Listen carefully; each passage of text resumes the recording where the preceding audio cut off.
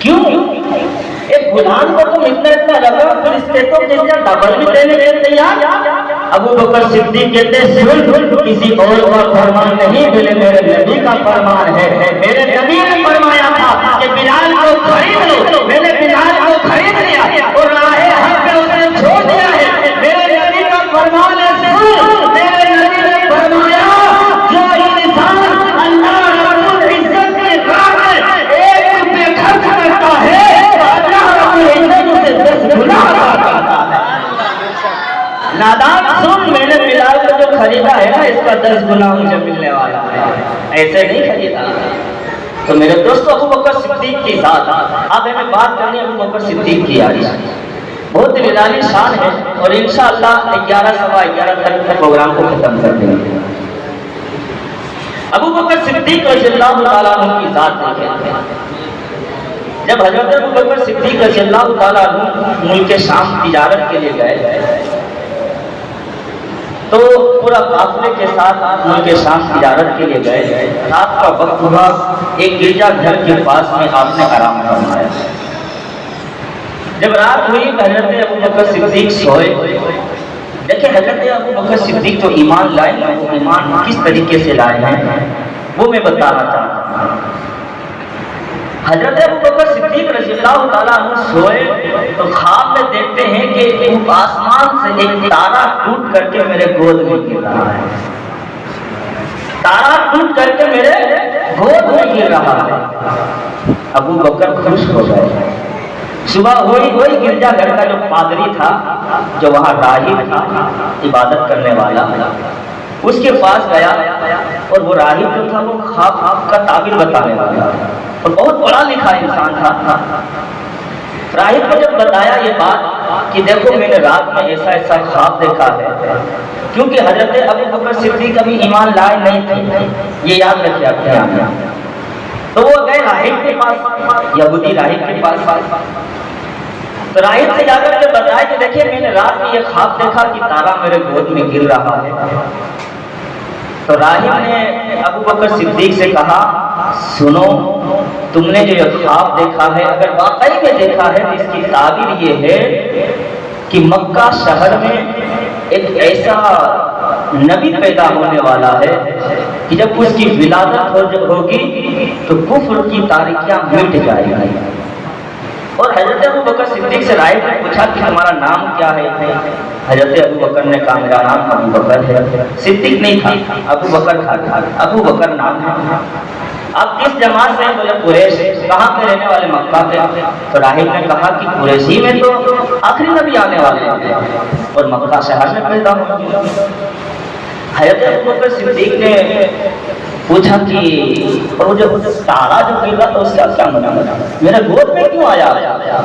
اس راہب نے کہا کہ جب وہ نبی آئے گا تو سب سے پہلے کلمہ تم پڑھو گے، اور ایک وقت ایسا آئے گا کہ تم غار میں جاؤ گے اور وہ تاجدار مدینہ کا سر تمہارے گودی میں ہوگا اور تم انہیں سلا رہے ہو۔ آقا کریم تمہارے سر گود میں سر رکھ کر کے سوئیں گے۔ ایک وقت ایسا آیا ہے، کیونکہ راہب نے پچھلی کتابوں میں پڑھا ہوا تھا، نشانیاں بتا چکی تھی پہلے۔ آقا کریم جب حضرت ابو بکر صدیق ملک شام سے مکہ آئے تو شور مچا ہوا تھا، کیونکہ حضرت ابو بکر صدیق جب ملک شام میں تھے تو یہاں آقا کریم نے نبوت کا اعلان کر دیا تھا۔ جب ابو بکر صدیق آئے تو شور مچا ہوا ہے۔ لوگوں سے پوچھا کس چیز کا یہ شور مچا ہوا ہے، کیا بات ہوا مکہ شہر میں؟ کسی نے کہا کہ وہ دیکھو ایک انسان ہے نا عبد المطلب کا جو پوتا ہے، اس نے اعلان کر دیا نبی ہونے کا۔ ابو بکر صدیق مچل گئے، ابو بکر صدیق خوش ہو گئے، وہ سمجھ گئے کہ جو راہب نے بتایا کہ وہ آج ہو گیا ہے۔ آقا کے بارگاہ میں گئے، آقا کے بارگاہ میں گئے، آقا کے بارگاہ میں جا کر کے آقا کے قدموں میں گر گئے اور کہنے لگے آقا کلمہ پڑھا دے، آقا کلمہ پڑھا دے۔ یہاں پورا مکہ شہر نبی کا دشمن ہو کر کے بیٹھا ہے۔ میرے نبی نے اعلان کیا نبوت کا، مکہ والے دشمن ہو گئے۔ ابو بکر آئے ان کے ساتھ ایمان میں داخل ہو گئے۔ ابو بکر نے کہا آقا میں آپ کے ایمان کو لے आया हूँ, आप पे ईमान को ले आया हूँ, मैं आप को मान लिया हूँ, लेकिन आका किताबों में मैंने पढ़ा है, किताबों में मैंने पढ़ा है कि जो नबी होता है उसे मुअजिज़ा दी जाती है। आका आप कुछ ऐसा बताए जो मुअजिज़ा हो और मुझसे कोई पूछ ले मैं उसे जवाब दे दूं, जवाब दे दूं। आका ने कहा अबू बकर सिद्दीक तुम मुल्क शाम गए थे, राय के खाब पर किताबें बनाई, तुमने जो ये था राही को बताया था, राही ने ऐसे ऐसे बताया है। आका कहते हैं अबू बकर सिद्दीक ये मेरा मुअजिज़ा नहीं तो और क्या है। आका मक्का में है, अबू बकर मुल्क शाम में है, राही से मिल रहे हैं, क्या हो रहा है नहीं हो रहा है आका को यहाँ सब पता है। मेरा नबी है भाई, लाजवाब नबी है। आप लोगों ने सुना बचपना का आलम क्या था मेरे नबी का, तो बचपन का आलम क्या होगा। मेरे दोस्तों अबू बकर सिद्दीक रज़ियल्लाहु ताला अन्हु ईमान लाने वाले पहले इंसान, फिर दूसरे इंसान जो ईमान लाए वो बिलाल हबशी। गुलामों में बिलाल हज़रत अबू बकर सिद्दीक रज़ियल्लाहु ताला अन्हु के मुतल्लिक उमर फारूक फरमाते हैं, उमर फारूक रज़ियल्लाहु ताला अन्हु फरमाते हैं कि अल्लाह रब्बुल इज्जत के जलाल की कसम, अल्लाह रब्बुल इज्जत के जलाल की कसम, अगर पूरी दुनिया के इंसानों के ईमान को एक पल्ले पे रख दिया जाए, तराजू के एक पल्ले पर पूरी दुनिया के इंसानों के ईमान को रख दिया जाए और दूसरे पल्ले पर अबू बकर सिद्दीक के ईमान को रख दिया जाए, अबू बकर सिद्दीक का ईमान का पल्ला भारी हो जाएगा।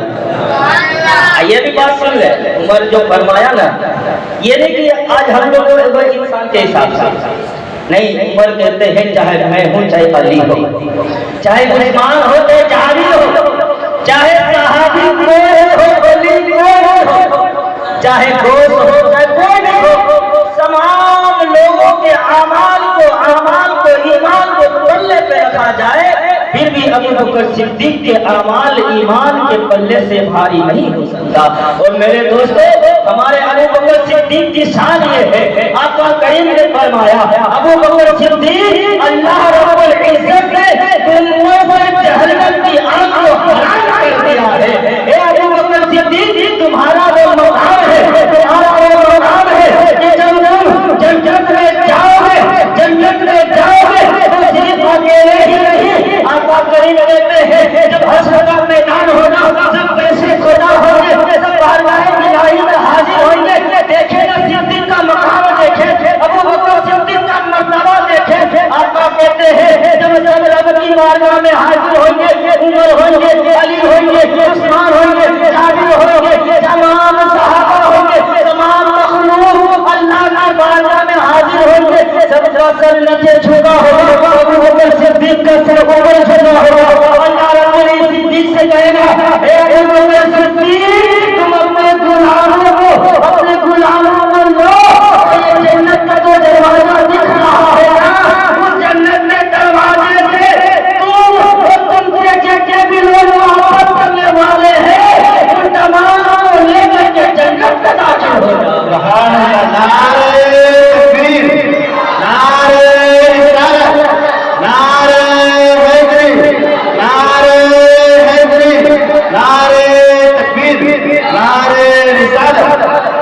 अबू बकर सिद्दीक की जात बहुत निराली शान है।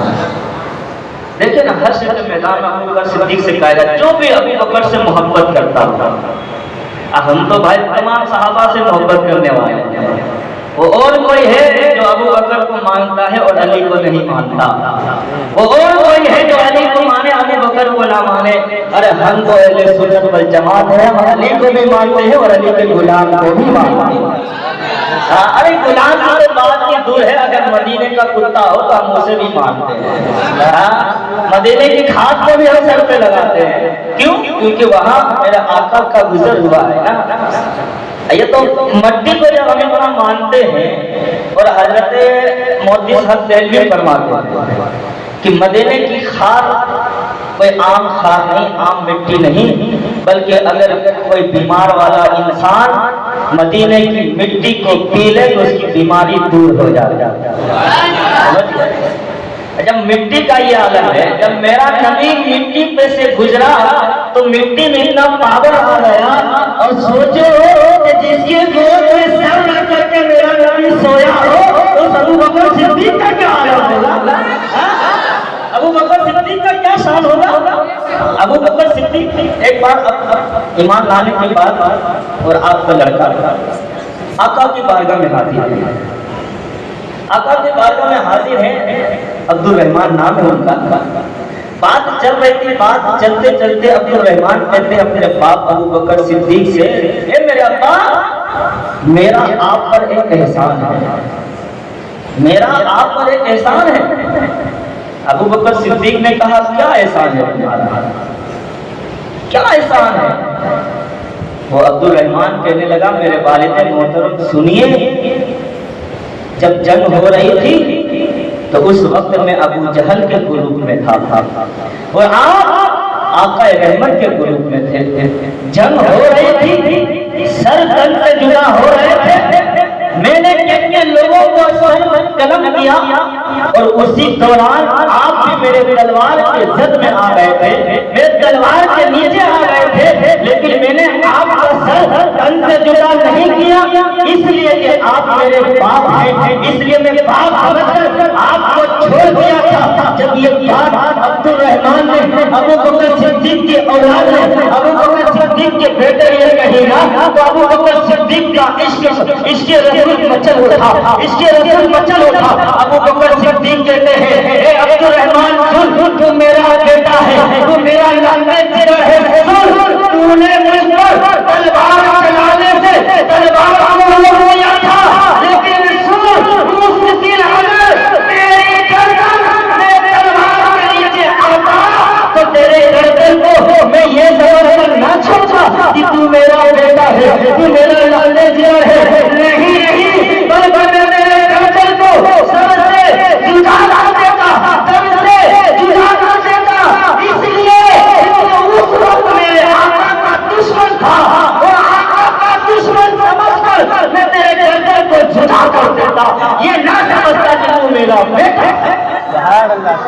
کیا عشق تھا نا نبی سے، کیسی محبت تھی میرے نبی سے حضرت ابو بکر صدیق کو، بے پناہ محبتیں تھی۔ وقت کم ہے، ابو بکر صدیق کو جو صدیق کہتے ہیں یہ بھی سوچ لیں، اور حضرت ابو بکر صدیق کا دوسرا جو لقب ہے وہ عتیق، کیا ہے؟ عتیق اور صدیق، یہ بھی لقب ہے۔ جب آقا کریم صلی اللہ علیہ وسلم معراج میں گئے تو معراج سے صبح میں واپس آئے نا تو آقا کریم نے اعلان کیا کہ سنو، میں عرش پہ گیا تھا اور فلاں فلاں پہلے آسمان پہ گیا، دوسرے پہ گیا، تیسرے پہ گیا، چوتھے پہ گیا، میں رب سے ملاقات کر کے آیا ہوں، وہ بھی رات کرنا۔ جب یہ میرے نبی نے اعلان کیا نا، ابو بکر صدیق روڈ میں چل چلے گئے، ابو جہل اور اس کی پوری کمیٹی کے لوگ، ابو جہل کے جتنے بھی چاہنے والے تھے سب آئے ابو بکر کے پاس اور آ کر کے کہنے لگے ابو بکر تم نے کچھ سنا ہے، تم نے کچھ سنا؟ ابو بکر کہتے ہیں کیا بات ہے بتاؤ۔ ابو جہل کہتا ہے کہ وہ جو عبد المطلب کا لڑکا ہے، پوتا ہے محمد مصطفیٰ، اس نے یہ اعلان کیا ہے کہ میں معراج کر کے آیا ہوں، میں پہلے آسمان پہ جا کر کے آیا ہوں، دوسرے آسمان پہ جا کر کے آیا ہوں، تیسرے آسمان پہ جا کر کے آیا ہوں، میں پورے آسمان رب قدیر کا دیدار کر کے آیا ہوں۔ ابو بکر صدیق مسکرانے لگے، ابو جہل غصے میں آ گیا، ابو جہل کہنے لگا کیا بات ہے، تم کیوں مسکراتے ہو؟ ابو بکر کہتے ہیں جو تم کہہ رہے ہو وہ واقعی میں ایسا ہے، میرے نبی نے ایسا کہا ہے۔ ابو جہل کہتا ہے ہاں ہاں ہاں ہاں ہاں ہاں محمد عربی نے ایسا کہا ہے۔ جب ابو جہل نے تصدیق کی نا، ابو بکر صدیق کا عشق مچل گیا۔ ابو بکر صدیق کہتے ہیں بس اتنی سی بات ہے، اگر میرا نبی اس کے علاوہ اور بھی کہہ دینا میں اس کی بھی تصدیق کروں گا، میں وہ بھی مانوں گا، کیونکہ میرا نبی جھوٹا نہیں ہے بلکہ میرا نبی صادق ہے، میرا نبی جھوٹ نہیں بولتا ہے، میں ہر بات کی تصدیق کرنے والا ہوں۔ میرے دوستو وقت 5 منٹ کا بچہ ہے، 5 منٹ میں انشاءاللہ میں مولا علی اور ابو بکر کے درمیان جو محبت تھی، آج جو کچھ لوگ، یہ دیکھیے مسئلے کی بات ہے، ہمارے جو سیدھے سادے سنی لوگ ہیں نا، اسے بھڑکانے کی بہت کوشش کرتے ہیں لوگ، غلط واقعہ اپنے دماغ میں بنا کر کے بھولے والے سنی لوگوں کو یہ کرتے ہیں، بہکاتے ہیں، کہتے ہیں کہ ابو بکر صدیق کو مولا علی سے دشمنی تھی۔ اللہ ابو نادان کو یہی نہیں معلوم کہ مولا علی اور ابو بکر صدیق کے درمیان کیسی محبت تھی۔ اب ظاہر سی بات ہے، جو عقل کا اندھا ہو تو اس کو کچھ سنائے میں آنے کچھ سمجھ پڑنے والی بات ہے۔ اگر ہم بھینس کے سامنے بیل بجائے تو بھینس تو ڈانس کرنے والی ہے نہیں۔ اب اگر چمگادڑ اگر یہ کہے کہ بھائی دین کو بھی رات کہے، دین میں کہے کہ نہیں سورج نہیں نکلا تو کوئی بات تو ماننے والا ہے نہیں۔ اب الو کہے کہ سورج نکلا ہی نہیں تو کوئی بات مانے گا نہیں، کہتے کہ اس کو دین میں دکھتا ہی نہیں ہے۔ ویسے یہ لوگ اندھے ہیں، پڑھے لکھے تو ہے نہیں، جو من میں آیا اپنا دکان چمکانے کے لیے جو من میں آیا وقت دیتا ہے۔ سنو ابو بکر صدیق اور مولا علی کی محبت، ٹائم کم ہے، ایک واقعہ میں پہنچا رہا ہوں تیزی سے، اگر آپ لوگ سننے کے موڈ میں ہیں تو کہے سبحان اللہ، تھوڑا مچل کے کہے سبحان اللہ، آنکھوں کو فضا میں لے رہا ہے کہے سبحان اللہ۔ ابو بکر صدیق اپنے گھر سے باہر آئے، لاش واقعہ ہے، بیداری کا ثبوت ہے۔ ابو بکر صدیق گھر سے باہر نکلے، کہاں جا رہے ہیں؟ آقا سے ملاقات کرنے۔ کہاں جا رہے ہیں؟ آقا سے ملاقات کرنے۔ کیا نصیبہ تھا نا یہ لوگوں کا، جب دل چاہتا آقا کے بارگاہ میں جاتے، آقا کا دیدار کر لیتے۔ آج تو ہم پڑھ لیتے ہیں اور آقا کی خوبصورتی کو پڑھتے ہیں نا تو ہمارا دل مچل جاتا ہے۔ میں قربان جاؤں ابو بکر صدیق کی ذات پر، ابو بکر صدیق پڑھے تھے بلکہ ابو بکر صدیق کو دیکھ کے مچل رہے تھے۔ ابو بکر صدیق گھر سے باہر نکلے، نور آیا، سامنے مولا علی سے ملاقات ہو گئی۔ ابو بکر کہتے ہیں السلام علیکم یا علی، السلام علیکم یا علی۔ علی نے جواب دیا وعلیکم السلام ابو بکر صدیق۔ ابو بکر صدیق سے مولا علی کہتے ہیں علی ابو بکر کہاں جا رہے ہو؟ ابو بکر کہتے ہیں آقا سے ملاقات کرنے جا رہا ہوں، چلو آپ بھی چلنا ہے۔ ابو بکر صدیق کو دیکھ کر کے ابو بکر صدیق مولا علی کو دیکھ کر کے مسکرانے لگتے ہیں، ہنسنے لگتے ہیں۔ مولا علی اپنے چہرے پہ ہاتھ لگاتے ہیں، سوچتے ہیں کیا میری تعریف تیری تو نہیں ہے، کچھ لگا ہوا نہیں ہے۔ ابو بکر ہنس رہے ہیں، ابو بکر ہنس رہے ہیں، ابو بکر ہنس رہے ہیں۔ مولا علی اپنے ہاتھ سے اپنے چہرے کو صاف کر کے کھڑے ہو جاتے ہیں، پھر بھی ابو بکر مسکرا رہے ہیں، پھر بھی ہنس رہے ہیں، پھر بھی ہنس رہے ہیں۔ مولا علی کہتے ہیں ابو بکر کیوں مسکرا رہے ہیں، کیوں ہنس رہے ہیں؟ ابو بکر صدیق کہتے ہیں علی آج تمہارے چہرے کو دیکھا آقا کا فرمان یاد آ گیا، اس لیے میں مسکرا رہا ہوں۔ علی کہتے ہیں کون سا فرمان ہے، کون سا فرمان ہے؟ علی ابو بکر کہتے ہیں علی میں آقا کی بارگاہ میں بیٹھا تھا، آقا نے ارشاد فرمایا اے لوگوں سنو، اس قرآن کا جو مقام ہے نا وہ ایسا مقام ہے جو ڈھال سے بھاری ہے، تلوار سے تیز ہے، اس کی مسافت 70,000 سال کی چڑھائی ہے، 50,000 سال میں وہ بدن یعنی پار کرے گا، 70,000 سال اس کی نیچے رہے گا۔ ابو بکر کہتے ہیں آقا سے یہ فرما رہے تھے اور آقا نے فرمایا علی جس کو پکڑ لیں گے وہی مراد کو پار کریں گے، وہی مراد کو پار کریں گے۔ ابو بکر کہتے ہیں آقا یہ فرمان چیز بتا رہے تھے، آقا کر میں کہا گلشرات ایسا ایسی جگہ ہے اس جگہ سے ہر گزر نہیں پائے گا، گزرنے والا آقا راستہ جائے گا، یوں جائے گا، یوں جائے گا، جہنم میں پہنچ جائے گا۔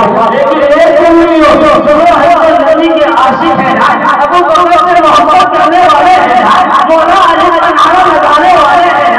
آقا نے کہا سنی کے لیے نہیں بلکہ سنی تو نبی کے نام پڑھتے پڑھتے نبی کا چہرہ لیتے رہتے مچلتے مچلتے گلشرات کو پار کرنے لگا۔ میرے نبی نے ابو بکر صدیق نے کہا آقا فرمائے علی جس کو کوئی کٹنے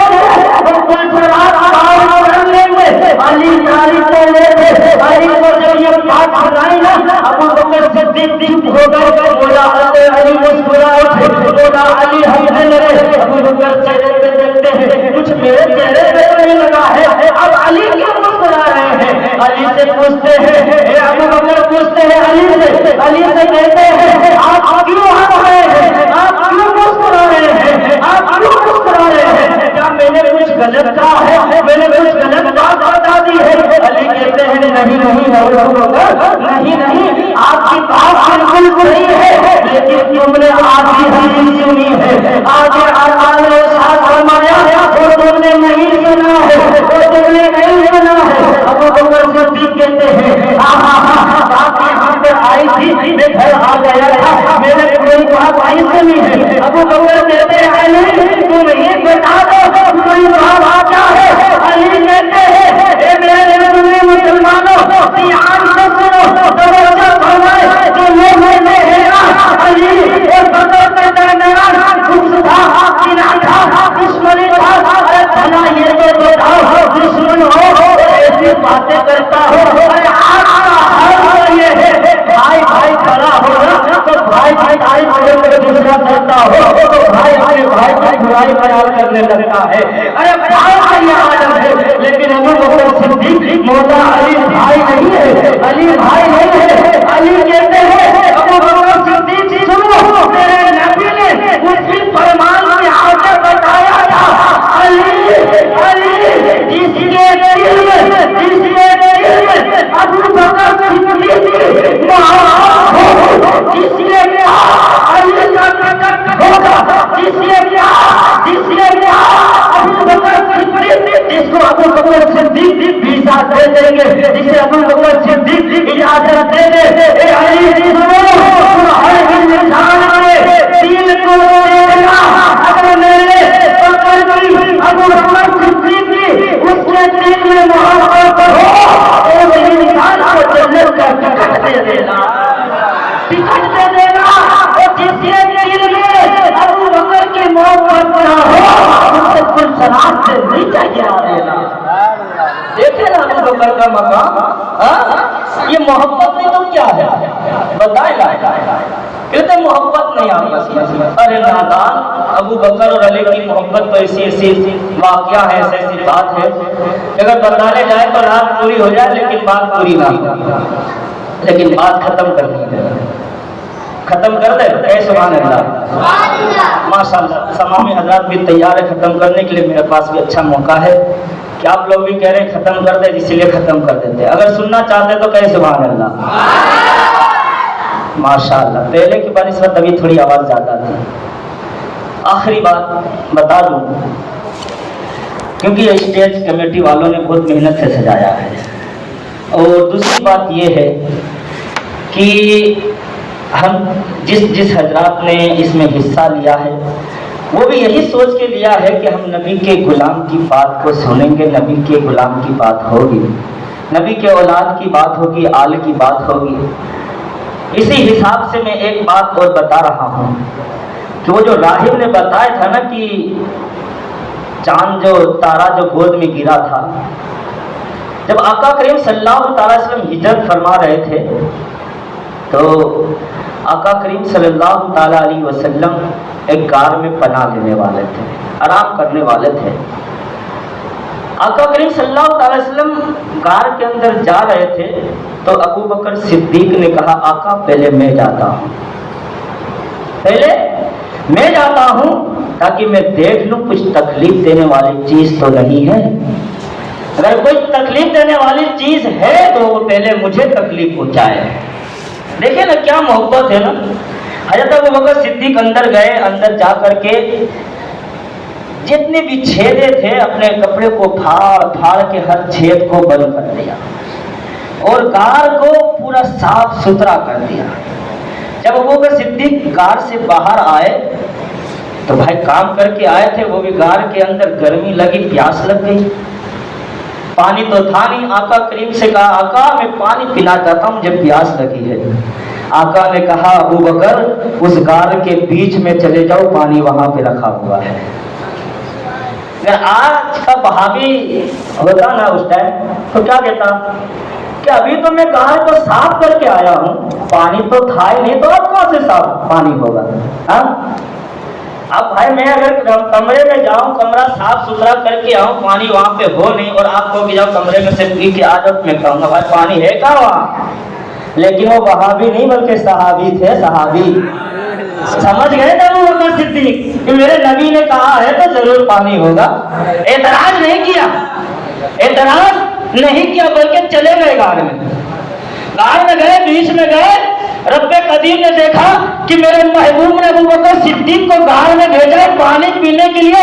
اسرائیل جبرائیل کو حکم دیا، جبرائیل دیکھا میرے محبوب نے حکم دیا ہے پانی کے لیے، جاؤ پانی کی جنت سے نہریں لے جا کر کے غار کے بیچ میں رکھ دو، کیونکہ میرے محبوب کا فرمان ہے اگر صدیق جائے گا پانی نہیں رہے گا تو صدیق کی صداقت میں کمی آ جائے گی۔ آئیے نبی کی محبت یا ابو بکر صدیق سے کم ہو جائے گی۔ ابو بکر صدیق کے پہنچنے سے پہلے وہاں جنت سے پانی آ گیا تھا۔ ابو بکر پانی پی کر کے باہر آئے، آقا نے پوچھا ابو بکر پانی پی لیے؟ ابو بکر کہتے ہیں ہاں ہاں۔ آقا کہتے ہیں بتاؤ پانی کا ذائقہ کیسا تھا، ٹیسٹ کیسا تھا؟ ابو بکر کہتے ہیں آقا ایسا پانی تو میں نے آج تک نہیں پیا تھا۔ میرے نبی نے کہا ابو بکر وہ دنیا کا پانی نہیں بلکہ جنت کا پانی تھا، جنت سے پانی آیا تھا۔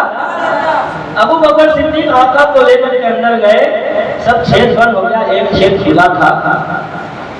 حضرت ابو بکر صدیق نے دیکھا کہ بھائی چھید ہے، ہو نہ سکے سانپ ہو اور آ کر کے آقا کو ڈس لے اور آقا کو تکلیف پہنچ جائے۔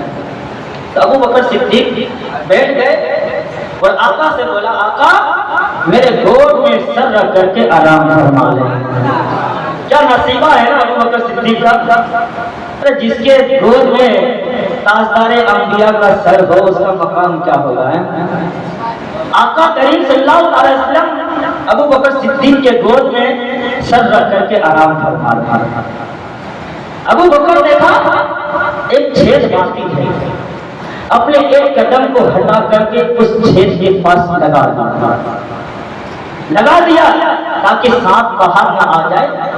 ابو بکر صدیق کہتے ہیں سانپ میرے کو ایک بار ڈسا، میں سوچا کہ حرکت کروں لیکن میرے دماغ میں یہ بات آئی حرکت کروں گا آقا رحمت کی چین میں خلل آ جائے گا، میرے نبی بیدار ہو جائیں گے، آرام نہیں کر پائیں گے۔ ابو بکر صدیق ویسے پیر لگائے ہوئے ہیں، سانپ بھی یہ سوچ رہا ہے کہ ابو بکر پیر ہٹائے آقا کا دیدار کروں، وہ سانپ ڈسنے نہیں بلکہ دیدار کرنے آیا تھا۔ لیکن ابو بکر صدیق کے دماغ میں یہ تھا کہ آقا کو تکلیف نہ پہنچائے۔ ابو بکر صدیق پیر ہٹاتے نہیں، پیر ہٹاتے نہیں، سانپ ڈس رہا ہے، ڈس رہا ہے، ڈس رہا ہے۔ جب زہر پورے شریر کے اندر پھیل گیا، آقا کا چہرہ ابو بکر صدیق کے گود میں، ابو بکر صدیق کا آنسو نکلا۔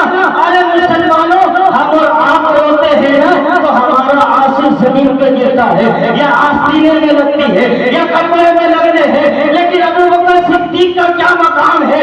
ابو بکر صدیق کا بھی آنسو گر رہا ہے تو تاجدار انبیاء کے چہرے پہ گر رہا ہے، چہرے پہ گر رہا ہے۔ جب ابو بکر صدیق کا آنسو جب تمہارے چہرے پہ گرا، آپ نے دیکھا ابو بکر رو رہے ہیں، رو رہے ہیں۔ ابو بکر سے پوچھا صدیق کیوں رو رہے ہو، آخر وجہ کیا ہے؟ ابو بکر کہتے ہیں آقا اس سانپ نے مجھے ڈس لیا ہے، آقا سانپ نے مجھے ڈس لیا ہے۔ برادران اسلام یہاں پر ایک رنگی ڈالتے جاؤ۔ ابو بکر صدیق کو یہ معلوم تھا سانپ ڈسے گا زہر پھیلے گا، لیکن رحمت للعالمین اس زہر کو دور کر دے گا۔ ابو بکر صدیق کو معلوم تھا سانپ ڈس لے کاٹ لے گا زہر پھیل جائے گی، لیکن تاجدار انبیاء جو آرام کرنا ہے نا وہ مجھے شفا یاب کر دیں گے۔ جب آقا سے ابو بکر صدیق نے کہا نا آقا دیکھے میرے پیر میں سانپ نے ڈس لیا ہے، آقا کریم نے یہ نہیں کہا اے ابو بکر بنا طبیب کے پاس چلے جاؤ، بنا دوا لے آؤ، بنا جڑی لے آؤ، بنا متے لے آؤ، نہیں بلکہ میرے نبی نے اپنی لوہار کو نکالا، ابو بکر کے زخم پہ لگا دیا۔ ابو بکر کہتے ہیں لوہار میرے زخم پہ لگ رہا تھا کہ میرے جسم سے سانپ کا زہر نکل رہا تھا۔ سبحان اللہ،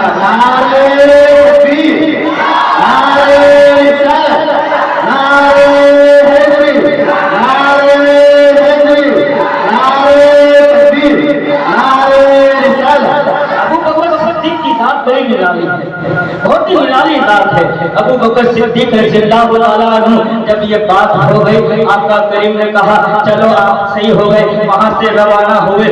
کچھ اس جنگ میں حضرت اس ٹائم میں بہت سارے لوگ مسلمان ہو چکے تھے، ابو بکر اس جنگ میں گئے ہیں، عمر فاروق گئے ہیں، عثمان غنی گئے ہیں۔ جب یہ تمام حضرات جنگ کے واپس آ رہے تھے نا تو ایک لڑکی بچی دوڑے جا رہی تھی مدینہ کے طرف، جدھر سے مجاہد لوگ آ رہے تھے، غازی لوگ آ رہے تھے، جا کر کے عمر سے پکڑ لی، عمر کے دامن کو پکڑی اور کہنے لگی اے میرے چاچا بتائیں میرا ابا کہاں ہے، میرا ابا کہاں ہے؟ ارے بیٹی کی محبت باپ سے ایسی ہوتی ہے نا، اگر بیٹی کو معلوم پڑ جائے کہ میرا باپ آج رات میں آنے والا ہے تو بیٹی رات بھر جا کر کے گزارا کرتی ہے کہ میرا باپ آئے گا، کچھ تکلیف ہوگی میں تھوڑا پیر دبا دوں گی، پانی دوں گی، کھانا دوں گی، بیٹی کی انتظار کرتی ہے باپ کے آنے کا۔ وہ بیٹی بھی بیٹی تھی، جب عمر کو پکڑی نا، عمر سے پوچھی نا میرا باپ کہاں ہے، عمر کو معلوم تھا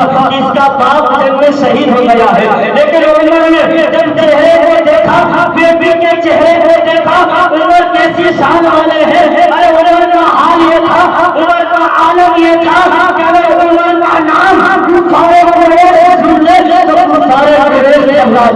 عمر کے سامنے کسی کی طاقت ہوتی تھی کہ عمر کا مقابلہ کر سکے، لیکن وہی عمر نے جب بچی کے چہرے کو دیکھا عمر پگھل گئے، عمر کہنے لگے اگر میں بچی کو کہہ دوں تمہارا باپ شہید ہو گیا ہے یہ رو جائے گی، رونے لگے گی اور مجھے اس کا رونا دیکھا نہیں جائے گا۔ عمر کہتے ہیں دیکھو میرے پیچھے جو آ رہے ہیں نا ان سے پوچھ لو کہ تمہارے ابا کہاں ہے۔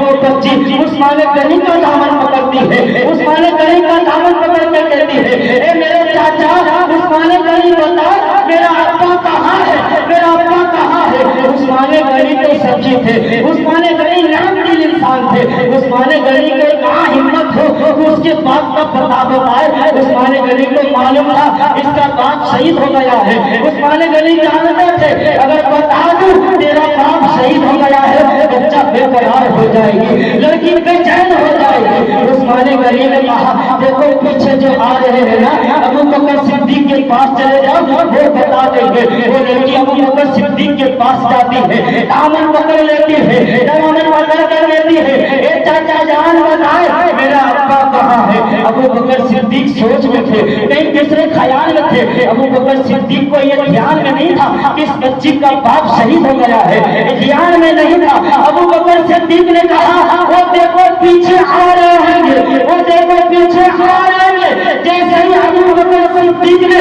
بچی کو کہا نا تمہارا باپ پیچھے سے آ رہے ہیں، بچی خوش ہو گئی، خوشی سے بدل گئی، دوڑے آگے بڑھنے لگی۔ اللہ رب العزت نے اسرائیل کو کہا اسرائیل دیکھ رہے ہو نا صدیق نے کہا ہے اس کا باپ زندہ ہے، اگر بچی کو اس کا باپ نہیں ملے گا میرا صدیق جھوٹا ہو جائے گا، میرا ابو بکر جھوٹا ثابت ہو جائے گا۔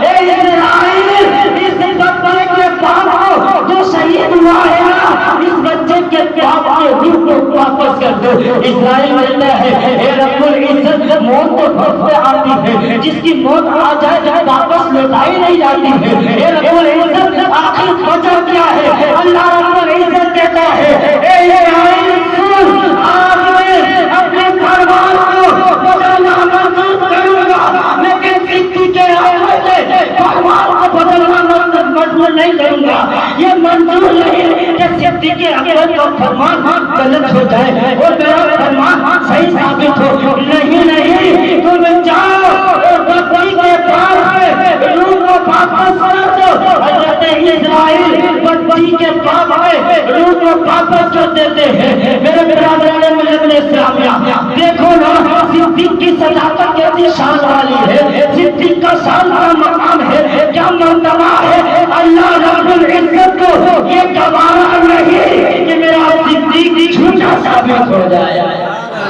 یہ گوارا نہیں تھا، اپنا فرمان چینج کر دیا لیکن صدیق کے فرمان کو بدلنے نہیں دیا۔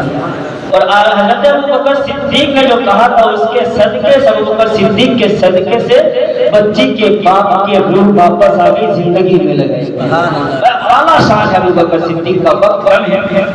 ٹائم پورا ہو چکا ہے.